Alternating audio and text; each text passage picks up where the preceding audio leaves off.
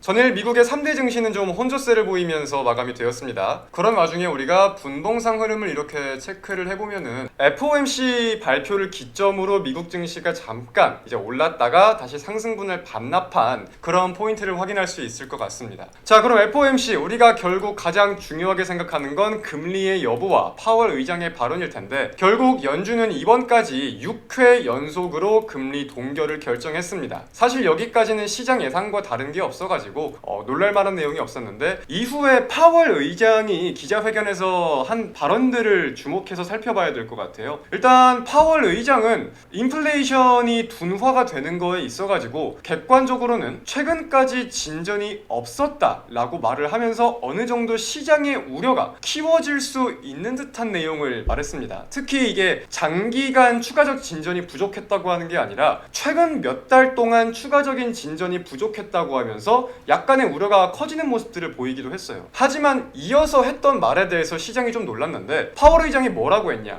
다음 정책 금리 행보가 인상이 될 가능성은 없다. 즉 다음 FOMC에서 우리가 금리를 인상시킬 가능성은 굉장히 낮을 것이고 그러고 싶지도 않다. 이러한 뉘앙스의 발언을 이어갔단 말이에요. 그래서 이제 최근에 각종 경제 지표들이 굉장히 견고하게 나오면서 시장에서는 금리 인상에 대한 우려도 일부 키우는 모습들이 있었는데, 이와는 조금 상반되는 금리 인상에 대해선 선을 긋는 모습을 보이면서 투자자들의 평가는 생각보다 완화적이다, 우리 예상보다는 매파적이지 않았구나, 이런 평가가 그래도 주된 평가로서 작용을 했다고 여겨볼 수 있을 것 같습니다. 그래서 회의의 주된 내용이라고 하면은 금리 인상 시기를 논의하는 게 아니라 현재 제한적인 금리 수준에 대해서 어떻게 언제까지 유지하는 걸까, 유지하는 게 맞을까, 이런 내용들을 토대로 회의를 진행했고, 일단 이번 5월 FOMC는 동결로 결정을 했다. 그리고 CME 패드워치에 따르면 6월달 기준금리 또한 동결될 가능성이 90%가 넘을 것 같다 라고까지 현재 확인이 되었습니다. 그래서 미국 증시가 혼조세로 마감이 된 가운데 달러화나 미국의 국채 금리가 전반적으로 좀 약세를 보이고 하락을 했어요. 투자 시장에서는 그래도 긍정적인 데이터들이 조금 확인이 되었다 라고 생각을 해볼 수 있겠고, 이어서는 WTIU가 굉장한 약세를 보였습니다. 미국의 국제 유가가 3%가 넘는 약세를 보이면서 국제 유가가 배럴당 80달러를 하회하는 모습을 보였어요. 최근에 국제유가가 굉장한 강세를 보이던 거에 비해서 꽤나 긍정적인 모습이 나왔죠. 이는 이제 미국의 원유 재고가 상당히 많이 증가했다라는 모습, 그리고 제조 지표가 둔화됐다, 이런 내용들이 반영이 되었다고 여겨지는데, 관련해가지고 물가에 대한 기대도 계속해서 좀 지속이 될 수 있을지 여부를 체크하는 게 중요할 것 같습니다. 저는 인공지능 쪽 주식시장이 많이 바뀔 것 같아요. 개인적인 생각이니까 정답이라고 듣지 마시고 참고만 좀 하면서 들어보세요. 이제 원래 사실 올해 1분기까지만 본다고 하더라도 미국이든 한국이든 이 AI라는 수식어가 붙기만 붙으면은 굉장한 강세를 보였습니다. 우리가 흔히 AI 붐이라고 하죠. 그래서 이제 인공지능에 대한 성장 기대감이 어마무시하다 보니까 테마적으로 상승한 부분들도 굉장히 많은데, 여기에 대해서 이제 슬슬 분위기가 변해가는 게 저는 확인이 된다고 느껴지거든요. 대표적으로 이번에 사례를 볼 수가 있는 게 뭐냐면, 미국의 빅테크 기업들 실적 발표를 보면은 사실 실적 여부보다 AI와 관련된 실적이 나왔느냐 안 나왔느냐에 대해서 등락률이 꽤 컸다고 저는 느껴요. 그 대표적인 예시가 뭐냐면, 물론 가이던스에 대한 내용들도 있었겠지만 아마존이나 마이크로소프트, 알파벳 이런 종목들의 공통적은 대표적인 사업 분야가 차이는 있겠지만 AI가 활용되는 분야를 지금 영위하고 있다는 겁니다. 그게 뭐예요? 클라우드예요. 근데 이 클라우드에 대한 매출 성장세가 확인이 되면서 시장이 좀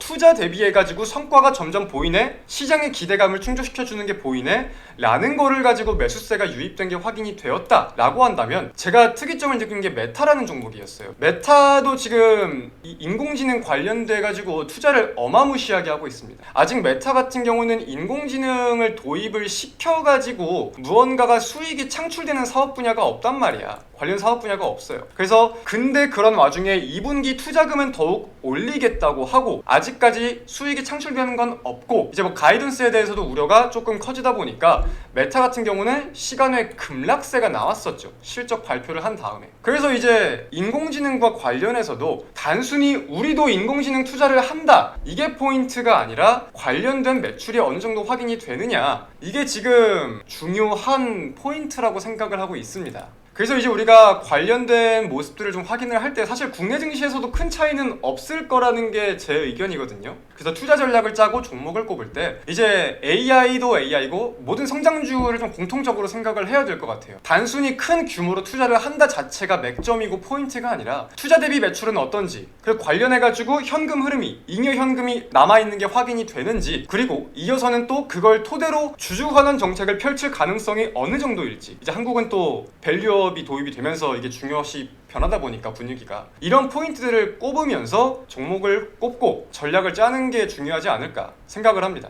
좀 더 쉽게 얘기를 하면은 공부를 더 해야 된다. 공부 안 하면은 못 살아남는 시장이 점점 되고 있다. 열풍이 아니라 차별화 장세다. 지금 실적 장세가 그런 것처럼.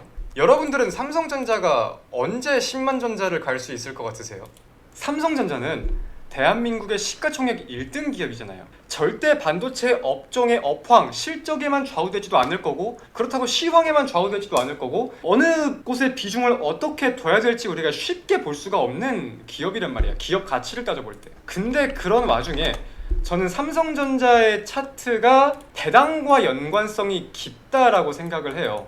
삼성전자 같은 경우는 배당 정책을 어떻게 펼치냐면은 FCF라고 하죠. 잉여 현금 흐름. 이 FCF를 기준해가지고 항상 1년에 10조 정도, 정확히 9.6조 정도를 배당으로서 이제 주주 환원을 하는데 이 잉여 현금 흐름이 꽤나 많이 남으면은 특별 배당을 하거나 배당금을 올리는 경향들이 있단 말이야. 그때마다 삼성전자의 주가가 꽤나 긍정적인 모습을 보였어요. 대표적인 게 코로나 당시였던 거고. 근데 우리가 배당과 기업 가치에 대해서 연관성이 없다. 괴리감이 엄청나게 크다. 이렇게 생각을 많이 하시는 분들이 많은데 저는 이건 좀 반대예요. 결국 기업의 잉여 현금 흐름이 많아서 배당을 많이 줄 수가 있다는 거잖아요. 잉여 현금 흐름이 많다는 거는 결론적으로 기업이 돈을 많이 벌었다는 거고 번 거 대비해서 많이 쓰지를 않았다는 거예요. 그죠? 그러니까 돈이 많이 남을 수가 있는 거니까. 그래서 업황에 대해서 실적에 대해서 최근 화두에 오르는 주주 환원 정책에 대해서 굉장히 이 다양한 포인트들로 하여금 삼성전자의 총괄적인 가치가 정해진다라고 저는 좀 바라보는 사람인데 한번 삼성전자의 배당 정책이나 이 현금 흐름에 대해서 한번 공부해 보실 분들은 공부해 보셔도 좋을 것 같아요. 원래 작년에 특별 배당에 대한 기대가 약간 있기도 있었는데 무산되었죠.